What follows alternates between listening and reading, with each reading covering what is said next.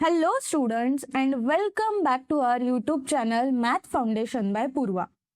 आपण chapter number 1 linear equation in 2 variable याची playlist बघत आहोत आणि हा आपला लेक्चर नंबर 6 आहे. तो ह्या लेक्चर मध्ये आपण पहिलं टॉपिक बघणार आहोत तो आहे डिटर्मिनंट. डिटर्मिनंट कसं दाखवतात किंवा डिटर्मिनंट कसा दिसतो सगळ्यात आधी तर ते बघू. सपोज तुमच्याकडे 4 नंबर आहे A, B, C आणि D. जर हे 4 नंबर तुम्ही असं लिहिले, पहिला नंबर A, दुसरा नंबर B, तिसरा नंबर C आणि चौथा नंबर D, याला म्हणतात डिटर्मिनंट. आणि याला रिप्रेझेंट कसं करतात म्हणजे याचं नाव काय असतं तर याचं नाव नेहमी कॅपिटल लेटर मध्ये द्यायचं. जसं कॅपिटल A झालं, कॅपिटल B झालं. डिटर्मिनंटचे नाव नेहमी कॅपिटल लेटर मध्येच असतात. ओके, सो तुम्हाला कळालं डिटर्मिनंट दिसतो कसा. एक लाईन असते, 2 लाईनच्या मध्ये 4 व्हॅल्यू असतात. पहिली व्हॅल्यू आहे A, दुसरी व्हॅल्यू B, तिसरी व्हॅल्यू C आणि चौथी व्हॅल्यू D. आता ह्या डिटर्मिनंटची आपण व्हॅल्यू काढू शकतो. व्हॅल्यू ऑफ डिटर्मिनंट, ठीक आहे. डिटर्मिनंटची व्हॅल्यू काढण्यासाठी आपल्याला काय करावं लागतं, या A ला ह्या D शी मल्टिप्लाय करायचं. सो क्रॉस मल्टिप्लिकेशन केलं, A मल्टिप्लाइड बाय D. तसंच ह्या C ने ह्या B ला मल्टिप्लाय करायचं, C मल्टिप्लाइड बाय B. आणि ह्या दोघांचं जर मायनस केलं तर हे झालं व्हॅल्यू ऑफ डिटर्मिनंट. हा फॉर्म्युला आहे डिटर्मिनंटची व्हॅल्यू काढण्याचा. It's very important. सो तुम्ही नोटबुकवर एका ठिकाणी लिहून ठेवा आणि त्याला एक मोठं ब्रॅकेट बनवा, म्हणजे एक बॉक्स बनवा ज्याच्यात तुम्हाला लक्षात राहील की डिटर्मिनंटची व्हॅल्यू काढण्यासाठी फॉर्म्युला काय असतो, A multiplied by D minus C multiplied by B. Okay, आता इथं आपण ABCD घेतलंय, त्याच्याऐवजी एक एक्झाम्पल बघू. या एक्झाम्पल मध्ये सांगितलं आहे find the value of determinant. Determinant दिलेला आहे. आता याला आपण नाव देऊ. मी नाव दिलं डिटर्मिनंट A इक्वल टू, पहिली व्हॅल्यू आहे 2, दुसरी व्हॅल्यू आहे -4, थर्ड व्हॅल्यू इज 3 आणि फोर्थ व्हॅल्यू आहे 6. ह्या डिटर्मिनंटची आपल्याला व्हॅल्यू काढायची आहे. व्हॅल्यू कसं काढतात, पहिले ह्या दोघांना मल्टिप्लाय करायचं, विच इज 2 मल्टिप्लाइड बाय 6. मग ह्या दोघांनी मल्टिप्लाय करायचं, 3 मल्टिप्लाइड बाय -4 आणि ह्या दोघांचं सबट्रॅक्शन. आता सिंपल मल्टिप्लिकेशन करू. 2 6 12, ही मायनस साइन तशी झाली. 3 4 12 आणि ही जी निगेटिव्ह साइन होती ती इथं लिहिली. आता हा 12 तर असाच आला. निगेटिव्ह आणि निगेटिव्ह काय होतं नेहमी positive. So 12 plus 12 equal to 24 आणि ही झाली आपली ह्या डिटर्मिनंटची व्हॅल्यू. एकदम इझी कॉन्सेप्ट आहे. तुम्हाला फक्त क्रॉस मल्टिप्लिकेशन करायचं आहे. तर आता आपण 2 गोष्टी शिकलो. पहिली काय शिकलो, डिटर्मिनंट दिसतो कसा, आणि दुसरी गोष्ट शिकलो की त्या डिटर्मिनंटची आपण व्हॅल्यू कशी शोधू शकतो. आता जाऊयात नेक्स्ट टॉपिक कडे. नेक्स्ट टॉपिक आहे determinant method, Cramer's rule. Cramer's रूलने आपल्याला सायमल्टेनियस इक्वेशन सॉल्व करता येतात. क्वेश्चन दिलेला आहे, solve the following simultaneous equation using Cramer's rule. Simultaneous equation म्हणजे काय, जर तुम्हाला 2 इक्वेशन सोबत दिलेले असतील तर त्याला म्हणतात सायमल्टेनियस इक्वेशन. आपण मागच्या व्हिडिओमध्ये बघितलं होतं की सायमल्टेनियस इक्वेशन असेल तर त्याला ग्राफने कसं सोडवू शकतो. त्याच्या आधी पण आपण 1-2 मेथड बघितलेल्या आहेत सायमल्टेनियस इक्वेशन सोडवण्यासाठी. पण ही मेथड कोणती आहे, तर ही मेथड आहे क्रॅमर्स रूल. ह्या मेथडने कसं सॉल्व्ह करायचं आता सगळ्यात आधी ते बघू. पहिली गोष्ट तर दिलेले इक्वेशन आपण लिहून घेऊ. 5x plus 3y equal to -11. दुसरं आहे 2x plus 4y equal to -10. Cramer's रूलने प्रॉब्लेम सोडवताना एक गोष्ट सगळ्यात आधी करायची, ती म्हणजे इक्वेशन चेक करायचं. इक्वेशन चेक करताना पहिली गोष्ट ही बघायची की इथं पहिला जो टर्म आहे तो एक्सचा आहे का, मग प्लस मायनस काही पण राहू शकतो. दुसरा टर्म वायचा आहे का, इक्वल टू आहे का, आणि त्यानंतर एक नंबर आहे का. ह्या 3 गोष्टी इक्वेशन मध्ये असेल तरच आपण पुढची स्टेप करू शकतो. नसेल तर आपल्याला ते इक्वेशन अशा फॉर्म मध्ये आणायचं असतं. ओके, सो आता चेक करू पहिलं इक्वेशन. पहिल्या इक्वेशन मध्ये काय आहे, 5x हे तर बरोबर आहे, प्लस पण बरोबर आहे, 3y इक्वल टू -11. तो पहिलं इक्वेशन ह्या फॉर्म मध्ये बरोबर आहे. आता दुसरं इक्वेशन बघू. 2x plus 4y equal to -10. दुसऱ्या इक्वेशन मध्ये पण एक्सच्या बाजूला x आहे, वायच्या जवळ y, आणि इथं जी व्हॅल्यू येते ती सुद्धा आहे. म्हणजे दुसरं इक्वेशन पण आपलं बरोबर आहे. हे कळाल्यानंतर आपण पुढच्या स्टेपला जायचं. सो आपल्याकडे हे 2 इक्वेशन आहेत. पहिली स्टेप असते क्रॅमर्स रूल मध्ये, find the value of D. D ची व्हॅल्यू कशी शोधायची ते बघू आता.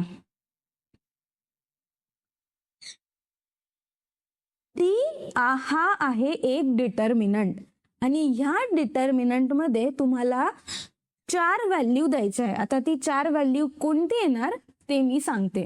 सो डी ची व्हॅल्यू काढण्यासाठी एक्सच्या समोरच्या व्हॅल्यू आणि वायच्या समोरच्या व्हॅल्यू घ्यायच्या असतात. एक्सच्या समोर व्हॅल्यू आहे 5, 2 जसं इथं लिहिलेलं आहे तसंच इथं लिहायचं, आणि वायच्या समोर व्हॅल्यू आहे 3 आणि 4. ओके, आता value of D, value of determinant. Value of determinant कसं काढतात, ह्या दोघांचं मल्टिप्लिकेशन मायनस साइन या दोघांचं मल्टिप्लिकेशन. 5 4 जा किती होतं 20, 2 3 जा 6. So 20 minus 6 is equal to 14. So सगळ्यात आधी आपल्याला काय मिळाली, डी ची व्हॅल्यू विच इज 14. सो एक व्हॅल्यू तर आपण स्टेप नंबर 1 मध्ये काढली. आता जाऊया स्टेप नंबर 2 कडे. स्टेप नंबर 2 मध्ये आपल्याला डी एक्स ची व्हॅल्यू काढायची असते. ठीक आहे, सो इथं मी लिहिणार स्टेप नंबर 2, ज्याच्यामध्ये आपल्याला कोणाची व्हॅल्यू काढायची आहे, एक्स ची value. D of x equal to, हा पण एक डिटर्मिनंट आहे. इथं एक मी छोटीशी तुम्हाला ट्रिक सांगते. इथं एक्स आहे म्हणून एक्सला बघायचं नाही. असं समजा की एक्स नाहीच आहे आपल्याकडे. मग आता आपल्याकडे उरलं काय, 3 आणि 4, -10 -11 -10. ठीक आहे, आता एक्सच्या समोर काही नाहीये, पण वाय ची तर व्हॅल्यू आहे, तर ती वाय ची व्हॅल्यू आपण तशीच लिहू. तो ह्या साईडला नेहमी एक्स ची व्हॅल्यू लिहायची आणि ह्या साईडला नेहमी वाय ची व्हॅल्यू लिहायची. आता वाय ची व्हॅल्यू 3 4 होती, एक्सचा आपण कट करून दिला, तर उरल्या कोणत्या व्हॅल्यू, ह्या व्हॅल्यू डायरेक्टली इथं लिहायच्या. ठीक आहे, परत dx ची व्हॅल्यू काढण्यासाठी ह्या दोघांना मल्टिप्लाय करावं लागेल. ते आलं -11 मल्टिप्लाइड बाय 4, मायनस साइन या दोघांना मल्टिप्लाय करावं लागेल विच इज -10 मल्टीप्लाइड बाय 3. 11 4 जा होतं 44 आणि ही निगेटिव्ह साईन इथं आली. सबट्रॅक्ट वाली साईन तसंच लिहिलं. 10 3 जा 30 आणि ही निगेटिव्ह साईन इथं आली. सो इथं आलं -44. निगेटिव्ह आणि निगेटिव्ह होतं पॉझिटिव्ह. सो -44 + 30 जर केलं तर आन्सर येतं -14. सो ह्या स्टेपवरून dx = मिळालं -14. ठीक आहे. पहिल्या स्टेपमध्ये आपण d ची व्हॅल्यू काढली, दुसऱ्या स्टेपमधून dx ची व्हॅल्यू काढली. आता तिसरी स्टेप काय राहणार मग? dy ची व्हॅल्यू. परत हा आला डिटर्मिनंट. इथं y आहे म्हणून y मध्ये जे पण टर्म्स आहेत त्याला आपण बघणार नाही. मग हा उरला x चा टर्म 5 आणि 2 आणि बाकीचे उरले हे 2 टर्म. तुम्हाला माहिती आहे डिटर्मिनंट मध्ये ह्या साईडला काय यायला पाहिजे? x चे नंबर आणि ह्या साईडला यायला पाहिजे y चे नंबर. x चे नंबर काय आहे? 5 आणि 2. y चे नंबर तर आपण ऑलरेडी डिलीट करून दिले. मग उरलेले जे नंबर आहे -11 आणि -10 हे आपण इथं लिहिले. आता परत dy ची व्हॅल्यू काढू. ह्या दोघांना मल्टिप्लाय करू. 5 मल्टिप्लाइड बाय -10. या दोघांना मल्टिप्लाय करू. 2 मल्टिप्लाइड बाय -11 आणि यांचं झालं सबट्रॅक्शन. 5 10 जा होतं 50. ही निगेटिव्ह साईन इथं आली. सबट्रॅक्शन तर तसंच आहे. 2 11 जा किंवा 11 2 जा 22. परत निगेटिव्ह साईन आली. हा -50 तसाच लिहिला. निगेटिव्ह आणि निगेटिव्ह होणार पॉझिटिव्ह. आणि -50 + 20 जर केलं तर आन्सर येतं -28. तो स्टेप नंबर 3 मधून आपल्याला dy ची व्हॅल्यू मिळाली -28. आता आपल्याकडे 3 व्हॅल्यू आहे. d = 14, dx = -14 आणि dy = -28. ह्या क्रॅमर्स रूलची ही लास्ट स्टेप आहे ज्याच्यामध्ये x आणि y ची व्हॅल्यू शोधायची असते. x आणि y ची व्हॅल्यू मिळाली म्हणजेच आपण सायमल्टेनियस इक्वेशन सोडवलं. x ची व्हॅल्यू काढायची असेल तर फॉर्म्युला आहे dx/d आणि y ची व्हॅल्यू काढायची असेल तर फॉर्म्युला आहे dy/d. ओके. आता व्हॅल्यू टाकू. dx म्हणजे -14 डिवायडेड बाय 14. हा 14 कट झाला. निगेटिव्ह साईन तर आहेच, इथं आला -1. dy ची व्हॅल्यू आहे -28 डिवायडेड बाय 14. आता 14 1 जा 14 आणि 14 2 जा 28 होतं. तो इथं आला 2 आणि ही जी निगेटिव्ह साईन वाचली होती तिला आपण इथं लिहिलं. सो ह्या सायमल्टेनियस इक्वेशनचं सोल्युशन काय आलं? तो लास्ट मध्ये आपण लिहिणार सोल्युशन कसं लिहितात? x, y = x ची व्हॅल्यू आली -1 आणि y ची व्हॅल्यू आली -2. तो अशा पद्धतीने आपण हा प्रॉब्लेम सॉल्व्ह केलेला आहे. ओके. आता सेकंड क्वेश्चन मध्ये पण काय दिलं आहे? Solve the following simultaneous equation using Cramer's rule. तुमच्याकडे 2 इक्वेशन आहे. पहिलं इक्वेशन आहे x + y = 6. दुसरं इक्वेशन आहे x - y = 4. हे 2 इक्वेशन घेऊन तुम्हाला सॉल्व करायचं आहे की याचं आन्सर काय येणार आहे. सो प्रत्येकाने ज्याने हे स्वतःने सॉल्व केलेलं असतील त्यांनी मला कमेंट सेक्शन मध्ये आन्सर द्यायचंय. आता कमेंट सेक्शन मध्ये तुम्ही आन्सर कसं लिहिणार? क्वेश्चन नंबर 2चं सगळ्यात आधी मला d ची व्हॅल्यू लिहा. त्यानंतर dx ची व्हॅल्यू लिहायची. त्यानंतर dy ची व्हॅल्यू लिहायची कमेंट सेक्शनमध्ये आणि मग x आणि y याचं सोल्युशन मला कमेंट सेक्शनमध्ये सांगा. याचा अर्थ मला हे कळेल की प्रत्येकाने म्हणजे ज्याने ज्याने कमेंट केलेलं असेल त्याने खरंच तो प्रॉब्लेम सॉल्व्ह केलेला आहे की नाही. कारण dx आणि dy हा जर तुम्हाला प्रॉब्लेम म्हणजे हे व्हॅल्यू तुम्ही काढले म्हणजे मला 100% गॅरंटी असेल की हे तुम्हीच स्वतःने सॉल्व्ह केलेलं आहे.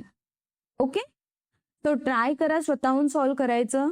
जेव्हा तुम्ही स्वतः सॉल्व्ह करेल तेव्हा तुम्हाला कळेल की ह्या प्रश्नामध्ये मला हा प्रॉब्लेम येतोय किंवा हा प्रश्न मला कठीण जातोय आणि ते तुम्ही मला कमेंट सेक्शनमध्ये सांगू शकतात.